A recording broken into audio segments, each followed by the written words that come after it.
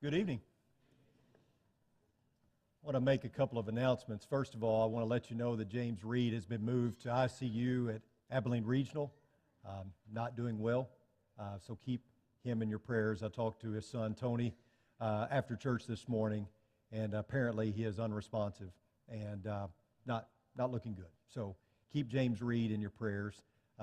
James, 98, been an integral part of what we do here at Oldham Lane a long time. Wonderful, wonderful man.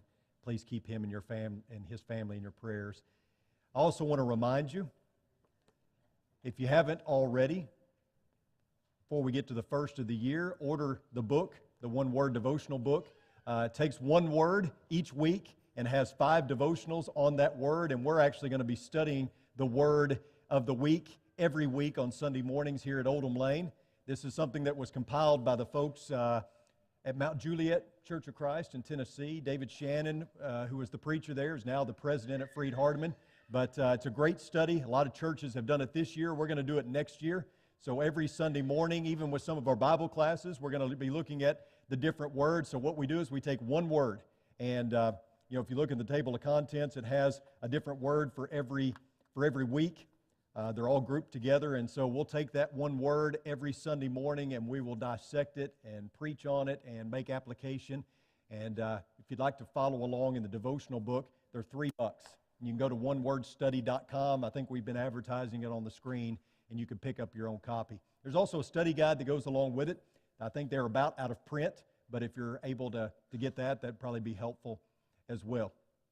We are in a series that we started last week on Sunday night, entitled Elephants in the Church. You know, that refers to the elephant in the room or the elephant in the church. That refers to a topic or an issue that nobody really wants to deal with. Everyone knows it's an issue. Everyone knows it's a problem even perhaps, but no one wants to approach it. Because by approaching it, it makes us uncomfortable, or maybe it opens up a can of worms. And one thing that you'll probably notice about elephants in the church or in the room is that they're going to make somebody angry probably. That's why it's difficult to preach a series of lessons on this, because there's probably going to be someone that doesn't agree with the take, right? That's why we avoid them, because we say things like, are they really salvation issues anyway? Do we really need to approach these? Because it's only going to make somebody angry, right? But I've never been one to avoid things. And the thing about elephants is they don't go away. They stay in the room until you deal with them. Sometimes they stay there until you're forced to deal with them. And tonight we're talking about one that some people might say, well, what's the big deal? Really, dancing is an issue in the church? Some of you from an older generation know that it's long been an issue, that some folks have long believed in the church you are not to dance, dancing is wrong, all of it's condemned, and you're not to engage in it. But you know, the Bible doesn't teach that. That's the only problem. The Bible does not teach that all dancing is wrong. And I think that if we're going to be honest and genuine and sincere when it comes to our approach to the Bible, we've got to consider every angle, and we definitely have to consider the biblical view, right? If you want to look at 1 Chronicles chapter 15, starting in verse 25, here's what we read. It says, "So David and the elders of Israel and the commanders of thousands went to bring up the ark of the covenant of the Lord from the house of Obed-Edom with rejoicing. And because God helped the Levites who were carrying the ark of the covenant of the Lord, they sacrificed 7 bulls and 7 rams. David was clothed with a robe of fine linen, as also were all the Levites who were carrying the ark, and the singers, and the Chenaniah, the leader of the music of the singers, and David wore a linen ephod. So all Israel brought up the ark of the covenant of the Lord with shouting to the sound of the horn, trumpets, and cymbals, and made loud music on harps and lyres. And as the ark of the covenant of the Lord came to the city of David, Michal, the daughter of Saul, looked out the window and saw King David dancing and celebrating, and she despised him in her heart." Now you can flip over to the New Testament. You can look at Luke chapter 15 and the account of the prodigal son. When the prodigal son comes to his senses and decides to come home and rejoin the household, or at least ask for forgiveness so he can, Luke chapter 15, starting in verse 22, states, "But the father said to his servants, 'Bring quickly the best robe and put it on him, and put a ring on his hand and shoes on his feet, and bring the fattened calf and kill it, and let us eat and celebrate. For this son of mine was dead and is alive again. He was lost and is found." And they began to celebrate. Now his older son was in the field, and as he came and drew near the house, he heard music and dancing. And he called one of the servants and asked what these things meant. And he said to him, "Your brother has come, and your father has killed the fattened calf, because he has received him back safe and sound." So part of the celebration of the prodigal returning home evidently involved dancing. Scripture records instances in which the righteous danced as an expression of joy. The Psalms record David dancing in front of the Lord in praise, one might even say in worship. Ecclesiastes 3 and 4 states, "There is an appointed time for everything." The wise Solomon goes on to write, "And there is a time to weep and a time to laugh, a time to mourn, a time to dance." So, I bring that up to say that to make the statement that all dancing is wrong is not supported in Scripture. And if we are to be people of the Bible, then we've got to come to grips with that, right? When it comes to what the Scriptures have to say, we have to account for all of it, right? But I think we all know that there is dancing that either is sin or leads to sin. And I think that we have to come to grips with that as well. We have to know that the Scriptures do not paint a broad brush stroke of all dancing is wrong and condemned, but I do believe the Scriptures speak to some dancing that can be wrong or is condemned. Look with me at 1 Peter chapter 4, beginning in verse 1. It says, "Therefore, since Christ has suffered in the flesh, arm yourselves also with the same purpose, because he who has suffered in the flesh has ceased from sin, so as to live the rest of the time in the flesh, no longer for the lust of men, but for the will of God. For the time is already past, is sufficient for you to have carried out the desire of the Gentiles, having pursued a course of sensuality, lust, drunkenness, carousing, drinking parties, and abominable idolatries. In all this, they are surprised that you do not run with them into the same excesses of dissipation, and they malign you, but they will give account to him who is ready to judge the living and the dead. For the gospel has for this purpose been preached even to those who are dead, that though they are judged in the flesh as men, they may live in the Spirit according to the will of God." Now, think about that, and then you go over to Galatians 5, 19 through 21. You have the deeds of the flesh. Now, the deeds of the flesh are evident, which are immorality, impurity, sensuality, idolatry, sorcery, enmities, strife, jealousy, outbursts of anger, disputes, dissensions, factions, envying, drunkenness, carousing, and things like these, of which I forewarn you, just as I forewarned you, that those who practice such things will not inherit the kingdom of God. Now, if you go back to the King James uses the word lasciviousness. You may have heard that word. It's an ancient word that they use in place of sensuality in 1 Peter chapter 4. The word impurity in Galatians 5 can also be translated lasciviousness, the definition of which is this: it is the absence of restraint, indecency, indecent bodily movements, and unchaste handling of males and females. So, I think if we're honest, we have to say lascivious could be a fitting description of some dancing, right? I mean, I think based on the definition, based on what we read in Scripture, we could make that connection. So we have to say that when dancing promotes lasciviousness, it's wrong. Many of us have been to a football or basketball game where, as to add entertainment value, you have cheerleaders, you have others that are dancing. Jerry Buss, the owner of the Los Angeles Lakers, before he passed away, when he first bought the Los Angeles Lakers, he was one of the first, if not the first, to implement girls, scantily dressed, dancing before the audience to fill that dead time and also to attract the eye of the men that were there to watch the game. Our beloved Dallas Cowboys owner, Jerry Jones, understands this. The new stadium has go-go dancers. They have the Dallas Cowboys cheerleaders, I mean, I think that we can say that some dancing would fall into the category of lascivious when there are suggestive movements, things that obviously are sexual in nature. I don't think that's something that we want to be engaging in. But we've got to be careful not to paint with a broad brush. Like I said last week, like we say tonight, not all cheerleaders are bad. Not all drill teams are bad. Not all of them are lascivious.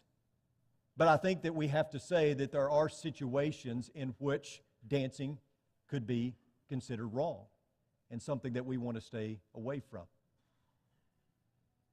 If my wife and I want to dance in the privacy of our home, that's perfectly fine. If I want to dance around and be silly with the kids, that's okay. It's okay to march in the infantry, ride in the cavalry, and shoot the artillery. It's okay, right? So let's avoid the generalizations or the overgeneralizations. When I was coaching, we had a prom, and as the senior class sponsor, I had to be at the prom and chaperone. And at this little school that I was at, prom was not what so many people have experienced or maybe judge it to be. The kids at this small school, it was more of a social function. There was not any what we call unchaste contact or illicit movements or things of that nature. It was just a gathering. I mean, they had a good time. If they danced, it was being silly, the chicken dance or things like that. You know what I'm talking about, some of you guys. And so sometimes people ask me, what is your view of prom? Should we forbid our young kids from going to prom? Should we forbid teenagers from going to prom? And I think that we have to look at that on a case-by-case basis sometimes. I don't think all proms operate the same way, at least the one that I went to as a high school student and the one that I was a chaperone of was not that way. But I understand that there are some, perhaps, that are pretty, lascivious in nature, maybe. I don't know. I haven't had an experience with all of them. Here's the thing. That's a decision that you as a parent have to make on your own. And it's one that I think requires a lot of study, a lot of examination. And if you land on the side of saying, you know what, I don't think there's anything good that goes on there. I don't think that there's any reason for you to go, and it's not going to harm your livelihood in any way if you don't go. You're probably right about that. And if you hold that line of thinking, you're perfectly well within your right to do so. And as a parent, I honor that right. And you should have that right. And I know of parents who say, all dancing is wrong, and I don't want you going to any of the dances because there's nothing good that happens there, and that's okay. You have the right to do that. That's okay. But also understand that maybe our kids need a why every now and then too. Maybe they need to understand, okay, but why is it wrong? Why is it bad? And depending on what the dance is, where it's at, where it's taking place, you could find a whole lot of things wrong. Because there is no doubt that dancing in some places is connected to a lot of other things that are not good. I mean, we could admit that too, depending on where it is and what the venue is. But I think sometimes it's good to give an answer instead of painting with a broad brush and saying, here's why we stand where we do. Here's why we believe the way that we do. But I also want us as biblical people, if we're going to approach the Scriptures honestly and openly, I want us to look at the subjects that we're discussing like this one tonight to be able to say, okay, the Bible doesn't overgeneralize. The Bible presents dancing in a positive light, but I think we can also make some connections where dancing would be in a negative light as well. And we need to steer clear of those situations and maybe the places where it takes place, right? Because sometimes it's the atmosphere and the environment where it occurs. But I've known people who have said, I'm not going to church, I'm never going to darken the doors of a church, and I say, why not? Well, because of so-and-so. He's a hypocrite. So you're going to write off the entire church because of one guy? Somebody buys a Ford. They've never owned a Ford. They buy one Ford pickup, and it's a lemon. Fords are terrible. I'll never own another Ford. That's overgeneralizing. That's making a statement based on one experience, right? And that's all I ask, is that we think about these things, that we approach the topic biblically, logically, and reasonably. But ultimately, as a parent, you have to decide. And you have the right to decide. But if you want me to stand up here from the pulpit and condemn all dancing, I can't do that because the Bible doesn't. But I know that there are some situations that I don't want my kids placed in. I'm not going to set up my child for failure. And I know that some environments where dancing is a part of that environment, that there are other things connected with it that I don't want my children to be a part of. And like we said last week, it all boils down to really this. What glorifies God? And whatever the topic is, we have to ask that question. What glorifies God? Like I said, these elephants in the room are difficult because on one side you have this person who says, so why are we even talking about dancing? That's an issue? That's a problem? I never would have thought it was a problem. Then maybe on the opposite side, you have someone who thinks it's a salvation issue. And that's where it becomes difficult, right? It's trying to find some sort of logical middle, perhaps.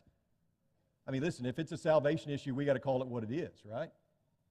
But so oftentimes, we want to jump to the question of, will this send me to hell? When the better question is always, what glorifies God? And we cannot argue that there are some situations that we place ourselves in that does not glorify God. And as a Christian, we have to ask that question, what glorifies God? We don't paint with a broad brush. We don't overgeneralize. But we look at the situation and we say, will this glorify God? As a parent, if I allow my child to go, will this glorify God? And then we make a decision based on that. But you know, it's hard because we're always trying to live in two worlds, aren't we? Teenagers especially, always trying to live in two worlds. And sometimes the line gets a little blurry, and sometimes we blur the line. And it becomes difficult. But I think if we always go back to that question, what glorifies God? And we think about my influence as a Christian. We think about what Jesus said, that you are a light of the world, you are salt of the earth. If our light's going to shine brightly, what's the best way to show our influence? And sometimes it may be that we choose not to participate in things that may dim our light. But again, we can't say this enough. When it comes to topics such as these, let's be careful. Let's approach it biblically and logically, and let's be careful not to make overgeneralizations always. And let's not be quick to condemn people when they don't think like we do. Y'all worked at a church many years ago where they had a prom alternative. And that wasn't a bad thing. I mean, there were some parents that didn't believe in their child going to prom, and so they had a prom alternative. I don't think that's a bad thing necessarily. When it got bad is because the kids that came to the prom alternative and some of the parents condemned the ones who didn't come to the prom alternative, and it disrupted unity in the church. That's a problem, right? When we take on a condemning attitude, that can be the problem. Think about your influence. Think about what glorifies God. I know I've used this example before, but it's been a while, so maybe you've forgotten it. There was a time when a lot of us used to get together on Thursdays and go eat lunch, a lot of guys from here. And we went to Logan's one Thursday, and we sit down to order, and Clay Peterson, one of our elders, orders unsweet tea with no ice. Now, you want to talk about something condemnable, that is. I mean, who can drink unsweet tea, first of all? I mean, you got to drink sweet tea, right? And when I first moved here, I went to Bell's Chicken House, and I had all this fried chicken, all this fried food, and I said, I'll have sweet tea. And they said, we don't have sweet tea, we have sweetener on the table. And I'm like, so what? I mean, you can't sweeten tea after it's made, right? But anyway, that aside, that may be another elephant in the room that we need to talk about, ordering unsweet tea. Clay orders unsweet tea with no ice. Do you know what unsweet tea with no ice in a glass looks like? Looks a lot like beer. And so we're teasing Clay, an elder in the church, he's got beer, and Clay asked the waitress when she came back around, just very kindly, very softly, do you mind bringing me a styrofoam cup? And she said, sure, And he wasn't doing that because we were teasing him. He was doing that because He was thinking about his influence. And you could say, well, does that really, I mean, my goodness, does that really matter? I mean, come on. Is that big of a deal? But it was to Clay.